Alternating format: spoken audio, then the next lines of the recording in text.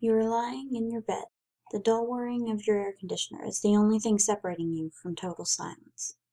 You know, that particular silence that is so heavy and thick it's almost the equivalent of a loud noise itself. The kind of silence where you could hear a pin drop 3 rooms away.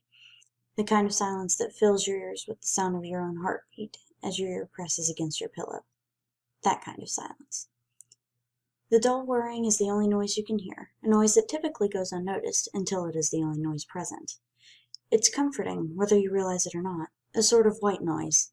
But suddenly, your room is back at the temperature specified on the thermostat, and the whirring comes to a stop as the vent makes a dull clang. To your misfortune, you are not yet asleep, and the silence sets in. You should be comforted by the knowledge that you could hear anything and everything in your surroundings, making up for the lack of vision provided by the darkness. But you aren't. It's this very environment that sets you on edge, causes your heart to beat a bit faster, makes your body tense without explanation, and makes you aware when you are not alone. But you are alone, right? You've been laying there with your eyes closed for almost 15 minutes now, and you made sure everything was normal in your room before you turned off the light. You're a smart one. All those Facebook quizzes you took have just reinforced what you already know. If you were in a horror movie, you'd survive until the end. You've even made a carefully laid out plan of what you would do in any of the situations you've read about in creepypastas. But that stuff is just nonsense anyway, right? You aren't scared. Or at least, that's what you keep telling yourself. But wait, what was that? Was that the rustling of fabric? You didn't shift in your bed, or make any movement. Did you make that noise? No, you couldn't have. You're paralyzed in your bed, stiff with an unease that was not present until these very moments. You must have imagined it. You must have. You roll over to face the wall. Out of sight, out of mind. If there's something in the room with you, it will just have to accept that you are much too tired to deal with it at the moment. You're still stricken with uneasiness as you hear the rustling again. This time, the rustling is accompanied by a soft thud on the ground. Your heart seizes in your chest. Did you really just hear that? No, you've just gotten yourself worked up about nothing. You really should stop playing horror survival games so late at night. It's messing with your brain. You're a rational person, so stop acting so childish and just fall asleep already.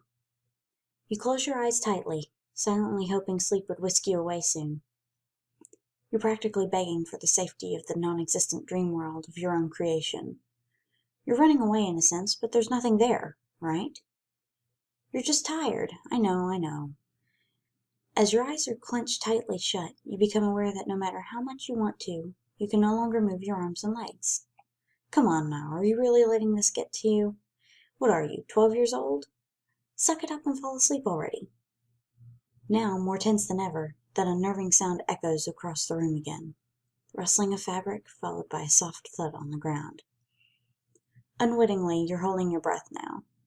Eyes shut as tightly as possible. You have the child's urge to pull the blanket over your head. You're imagining it all. It's all in your head. I thought you were better than this. Your heart is pounding loudly in your ears now, but not loudly enough to drown out the now repetitive sound approaching from across the room. Was that rustling? Maybe you left some paper on the ground. That has to be it. And that thumping? Probably the cat, or the dog, or something. They probably ran in when you weren't looking before you closed your door. Yeah, you're just paranoid.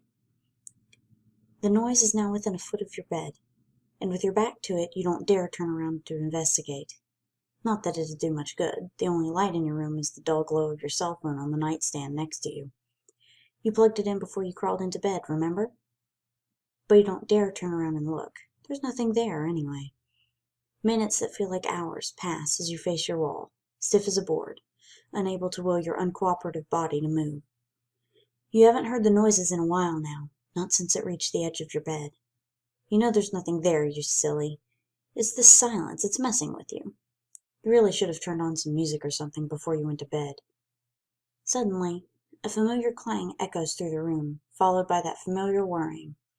You exhale deeply, your body relaxing as you are flooded with relief. Thank God that's over. Now you can finally sleep in peace. That silence was really getting to you.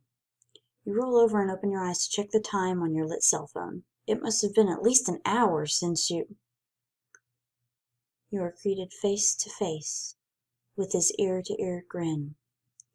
Dimly lit sockets, where eyes once resided, stare intently at you. Ah, I see you're still awake.